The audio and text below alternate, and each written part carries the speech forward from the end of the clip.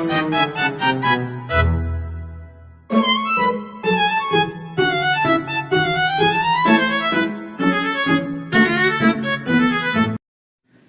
biology friends!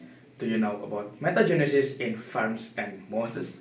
If you don't, in this video, I'm going to discuss metagenesis in ferns and moss.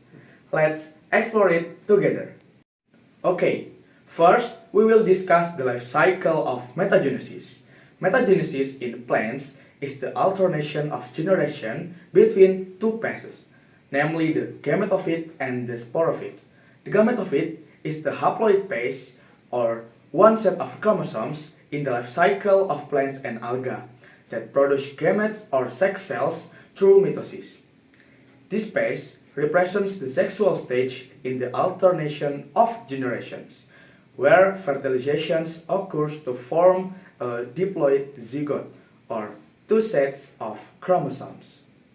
Meanwhile, the sporophyte is the phase in the plant and algae life cycle where the organism produces spores. This is the diploid phase with two sets of chromosomes, which differs from the haploid gametophyte phase with one set of chromosomes that produce gametes. So, the sporophyte is the spore-producing plant, and the spores will later grow into gametophytes. Next, we will discuss metagenesis in mosses. Metagenesis in mosses begins with haploid spores that germinate into protonema, which then develop into mature moss plants or gametophytes. The gametophytes produce antheridia that generate spermatozoids and archegonia that produce ova.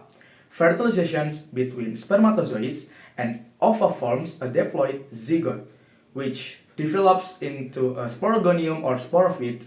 Inside the sporogonium, there is a sporangium containing spore mother cells. The cells undergo meiosis to produce new spores.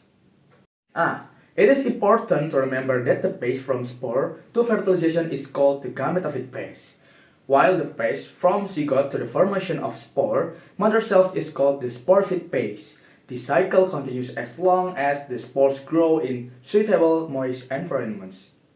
Next is metagenesis in ferns. Ferns primarily reproduce using spores. Their reproduction occurs both asexually and sexually and involves metagenesis, which is the alternation between the gametophyte and sporophyte phase. The metagenesis of ferns begins with haploid spores that grow into a protallus and gametophyte. The protallus produces two reproductive organs, is antheridia, which produce spermatozoids, and archegonia, which produce ova. After fertilization, a diploid zygote is formed, which develops into the fern sporophyte, the phase that we commonly see in everyday life. The sporophyte has sporopils, or spore-producing leaves, that contain sporangia. Inside sporangia, there are spore mother cells that produce spores through meiosis, and the cycle repeats. Now that we have discussed metagenesis in mosses and ferns, I want to share a fun fact with you guys. The process of metagenesis is closely related to spores. Here are some interesting facts about spores. First, spores are super tiny seeds. 2. They are formed inside small structures called sporangia. 3. They can spread like living dust. 4. They can survive extreme conditions. And for the last, they do not immediately grow into firm plants. So, that's all for today's discussion about metagenesis in ferns and mosses.